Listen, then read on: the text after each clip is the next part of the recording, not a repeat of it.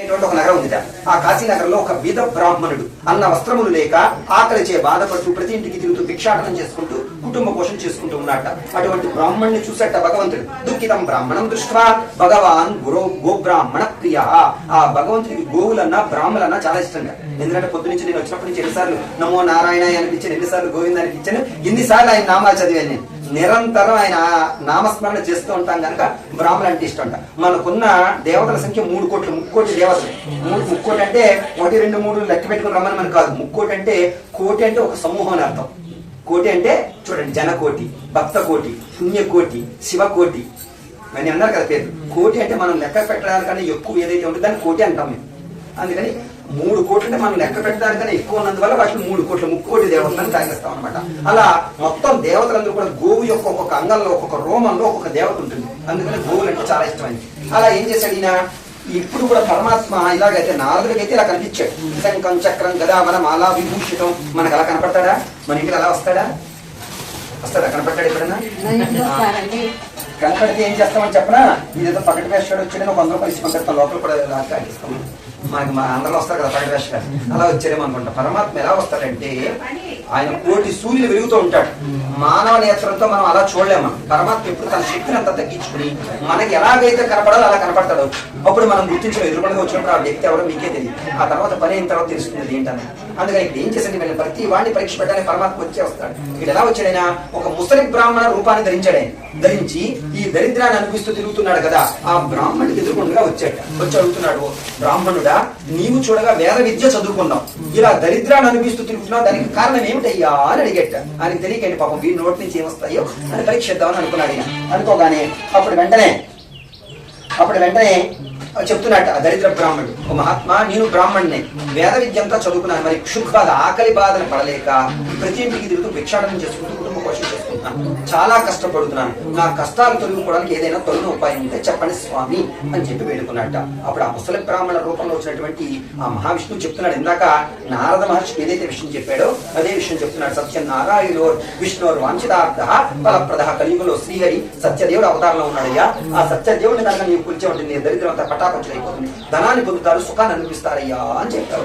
చెప్పగానే ఆ వ్రతం చేసేటువంటి విధానం అంతా తెలుసుకున్నట్టు ఈ బ్రాహ్మణుడు తెలుసుకుని కొంచెం దూరం ముందుకు వెళ్లి వెనక్కి తిరిగి చూసేట. ఈ వృద్ధ బ్రాహ్మణ రూపంలో వచ్చినటువంటి వ్యక్తి అదృశ్యమైపోయాట. అప్పుడు అనుకున్నట్ట, వచ్చిన వ్యక్తి సామాన్యమైనటువంటి వ్యక్తి కాదు, మహాన్ వ్యక్తి. ఆయన సంకల్పించినటువంటి వ్రతాన్ని నేను ప్రాతకాలనే చెయ్యాలి అని అనుకుని తన గృహానికి చేరుకున్నట్ట. రాత్రంతా నిద్ర పట్టలేదు. ఎందుకంటే చూడండి, మనకి ఎక్కువ సంతోషంగా నిద్ర రాదు, ఎక్కువ బాధగా నిద్ర రాదు, కుతూహలం. రాధమంతా రాత్రి నిద్ర లేదు, అందుకని కుతూహలం అంట. ఎందుకంటే మనం ఎప్పుడు తెల్లారుందా, ఎప్పుడు ఈ వ్రతాన్ని చెయ్యాలా, నేను చెప్పింది కరెక్ట్ టైం. కనీసం ఇంకో అరగంట పోతే మీరు ఇలా కూడా కూర్చోలేరు, ఎవరో ఒకరు వస్తుంటారు. ఇప్పటికే చూడండి, వచ్చినప్పుడల్లా నీ దృష్టి అలా వెళ్తాం. లగ్నం అంటే ఏంటి తెలుసా? మనస్సు యొక్క నిలుకడ.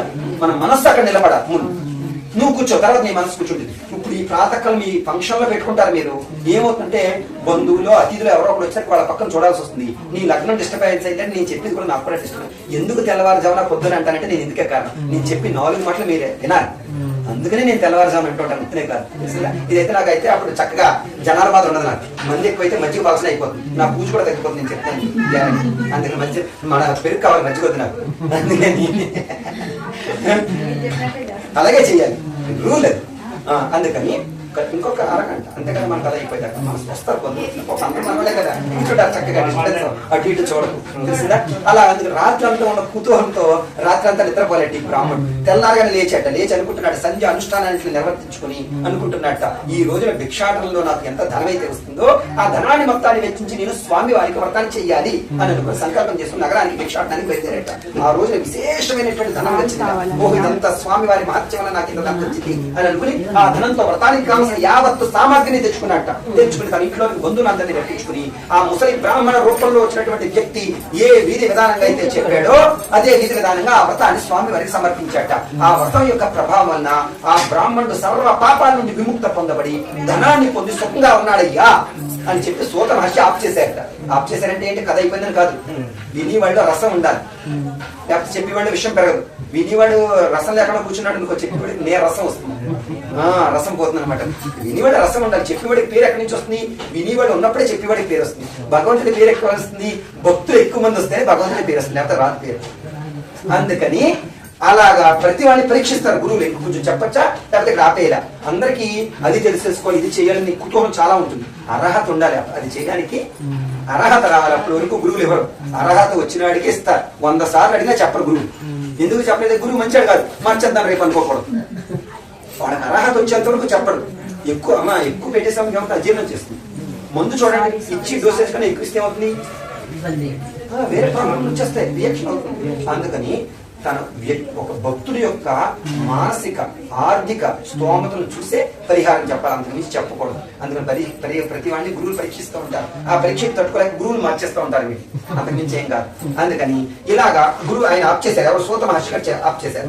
ఆప్ చేయగానే అప్పుడు అడుగుతున్నారు ఋషులందరూ, మహాత్మా ఆ బ్రాహ్మణుడు ఒక్కడైనా, ఆ బ్రాహ్మణుడు ద్వారా ఎవరైనా తెలుసుకుని వ్రతాన్ని ఆచరించారా? వారి కథ కూడా మాకు చెప్పండి స్వామి, మాకు వినాలని చాలా కోరికగా ఉందని చెప్పి అడిగారు. అప్పుడు సూత వాచ, సూత మహాముని అప్పుడు చెప్తున్నాడు ఏమని? ఇందాక చెప్పాను మీకు, మాసేచ కర్తవ్యం. శక్తి ఉన్నవారు నెలకు ఒకసారి చేసుకోవాలి, శక్తి లేనటువంటి సంవత్సరానికి ఒకసారి చేయాలి. మీరైతే తతంగం చేయాలి. బ్రాహ్మణికి ఏం పని పాపం? ఆ శారదాదేవి కృప వల్ల వచ్చినటువంటి విద్య ఉంటుంది. ప్రతి నెలలో ఏకాదశి, మన 11వ తారీఖు ఏకాదశి కదా, ప్రతి నెలలో ఏకాదశి వస్తుందో విడవకుండా విద్యుత్తుడు ఈ వ్రతాన్ని చేస్తూ వచ్చాట. ఇలా చేస్తూ ఉండడం వల్ల అతడు సర్వ పాపాల నుండి విముక్తుపడి ధనాన్ని పొంది ఐశ్వర్యవంతుడు కాదు, మహదైశ్వర్యవంతుడు అయిపోయాట. ఒకనొక ఏకాదశి నాడు అతి భక్తి శ్రద్ధలతో ఈ వ్రతాన్ని చేస్తూ ఉండగా తత్రః కాష్టక్రేత సమాగత. కాష్టక్రేత అంటే కట్టెలు, పొలలు అమ్ముకునేవాడు. కట్టెల కావిడ తన భుజాన్ని పెట్టుకుని ఆ వీధి గుండా వెళుతూ ఉన్నట్ట. అక్కడికి వచ్చేసరికి దాహం వేసింది. ఆ కట్టెల కావిడ వీధిలో పెట్టి లోనికి వచ్చి చూసేట. అందరూ మనకలాగి కూర్చుని వ్రతకథ వింటూ ఉన్నారట. వింటూ ఉంటే ఆ కట్టెలు అమ్ముకునేవాడు తాను వచ్చిన సంగతి మర్చిపోయాడు. దాహం మాట మర్చిపోయాడు, ఆకలి మాట మర్చిపోయాడు. అక్కడే కూర్చుని ఆ వ్రతమంతా పూర్తయ్యేంత వరకు అక్కడనే ఉండి తీర్థ ప్రసాదాలు స్వీకరించి అప్పుడు బ్రాహ్మణుడు అడుగుతున్నాడు, మహాత్మా మీరు ఎంత వైభవంగా చేస్తున్నారు కదా, ఏమిటి ఈ వ్రతం? ఈ వ్రతం చేస్తే ఏమి ఫలితం కలుగుతుంది? మాకు కూడా చెప్పండి స్వామి అని చెప్పి వేడుకున్నాడు. అప్పుడు ఆ బ్రాహ్మణుడు చెప్పాడు, వాడు కట్టెలు అమ్ముకునేవాడా, ఇది సత్యనారాయణ వ్రతం. ఈప్సితార్థ ఫలప్రద, కోరినటువంటి కోరికలు తీరుస్తుంది. పూర్వం తనకు జరిగిన కథ అంతా కూడా చెప్పుకొచ్చాట. ఆ కట్టెలు అమ్ముకునేవాడు అంతరంగ సంతోషాన్ని పొంది అక్కడే స్వామి వారికి నమస్కారం చేసుకుని ఆ కట్టెల కావడ తన భుజాన్ని పెట్టుకుని తన ఇంటికి వెళ్తూ మార్గ మధ్యలో సంకల్పం చేసుకున్నట్ట. ఆహా, అంత ప్రభావమైనటువంటి వ్రతాన్ని నేను కూడా చెయ్యాలి అనుకున్నట్ట. అనుకుని ఆ రాత్రంతా ఎలాగో కాలం గడిపాట. ప్రాతకాలాన్ని లేచి ఈ రోజున ఈ కట్టెలు అమ్మగా ఎంత ధనం అయితే నాకు వస్తుందో ఆ ధనాన్ని మొత్తాన్ని వెచ్చించి నేను స్వామి వారికి వ్రతాన్ని చెయ్యాలి అని అనుకుని నగరానికి బయలుదేరి వెళ్ళాట. ఎలాంటి నగరానికి వెళ్ళాట? జగామ నగరే రమ్యే ధనినాం ఎత్ర సంస్థిత. జగామ నగరం అనే నగరానికి వెళ్ళాట. ధనవంతులు, భాగ్యవంతులు ఉన్న వీధిని వెతుకున్నట్ట. భాగ్యవంతులు అంటే అర్థం ఏంటంటే చెప్పిన, వాళ్ళ బీరువా డబ్బులు చాలా ఎక్కువ ఉంటాయి, వాళ్ళ జేబుల్లో డబ్బులు ఎక్కువ ఉంటాయి, అలాంటి వీధి కాదు. భాగ్యవంతులు అంటే చెప్పిన కన్నడలో బాగా చెప్పారు దీని గురించి. భాగ్యవంతులు, పుణ్యవంతులు. భాగ్యం ఎవరికి రావాలంటే నిరంతరం పుణ్య కార్యక్రమాలు ఎవరైతే చేస్తూ ఉంటారో వాళ్ళ దగ్గర భాగ్యం ఉండాలి. అంతేకాకుండా పిల్లికి వెచ్చం పెట్టిన దగ్గర భాగ్యం వెళ్ళకూడదు, తలుపులోనే ఉండిపోతుంది అంతా, అందులో బయటికి రాదు. అలాంటి నిరంతరం పుణ్య కార్యక్రమాలు చేసి వాళ్ళ దగ్గర లక్ష్యం వస్తూ ఉంటే వాళ్ళు ఏం చేస్తారంటే ఇంకా ఎంత ఉంటే అంత ఖర్చు పెడుతూ ఉంటారు. దానివల్ల ఏమవుతుందంటే చూడండి, ఈవేళ మనం చేస్తున్నటువంటి చిన్న వేడుక పూజ, నిన్ను కూర్చోబెట్టి కార్తీక మాసం ఆ దానం చేయి, లేకపోతే ఇది మార్గశిర మాసం ఈ దానం చేయంటే చేస్తావా? దానం చేయడానికి మనం వెతుకుతాం, ఎక్కడో ఒకటి అరకొర అనుమానం ఉంటుంది మనకి, అందుకని చెయ్యం మనం. ఇలా ఒక్క పుణ్య కార్యక్రమం పెట్టుకున్నావు అనుకో, నీకు తెలియకుండా నీ డబ్బు ఎంతమందికి పెడుతున్నా చెప్పరా? నేను ఈవేళ నువ్వు చేసిన పనిలో ఇందాక ఫోన్ చేసి పువ్వులు తెప్పించావు ఆడికి, ఫలాలు తెచ్చిన వాడికి, ఆ దినుసులు తెచ్చిన కౌంటానికి సుబ్బారెడ్డి గారికి, తర్వాత టెంట్ వేయించావు కదా, టెంట్లు వాళ్ళకి, పువ్వులు డెకరేషన్ చేయించిన వాళ్ళకి, ఇక్కడ మన సహాయ సహకారానికి పనులు చేయడానికి వచ్చారు కదా, ఇందాక నేను వచ్చినట్టు ఎవరికో చెప్తున్నా కూడా సూక్ష్మంగా వాళ్ళకి, తర్వాత లైటింగ్ వాళ్ళకి, వంటలు వండే వాళ్ళకి, నాకు సహాయం, నేను ఒక్కడే కదా నాకు సహాయానికి వచ్చిన వాళ్ళకి, నీకు తెలియకుండా ఇంతమందికి వెళ్ళిపోతుంది డబ్బు. దానివల్ల మీ అందరికి ఇది వేడుక, మీ ఇంట్లో మా అందరికి అదే జీవనం, మాకంతా బతుకుతారు అదే కదా. అందుకని ఇలాంటి పుణ్య కార్యక్రమం ఎవరైతే నిరంతరం చేస్తూ ఉంటారో వాళ్ళ దగ్గర ధనం ఉంటే వాళ్ళ వల్ల ఒక 50 మంది 100 మంది బతుకుతూ ఉంటారు.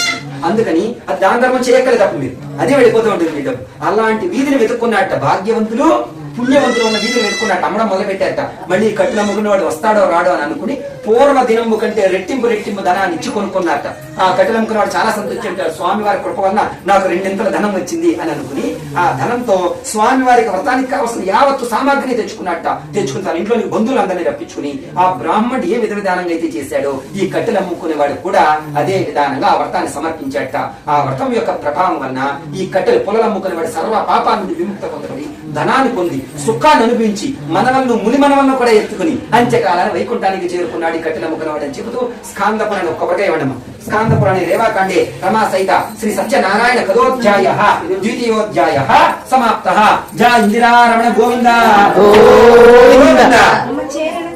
ఇందులో వేసే మళ్ళీ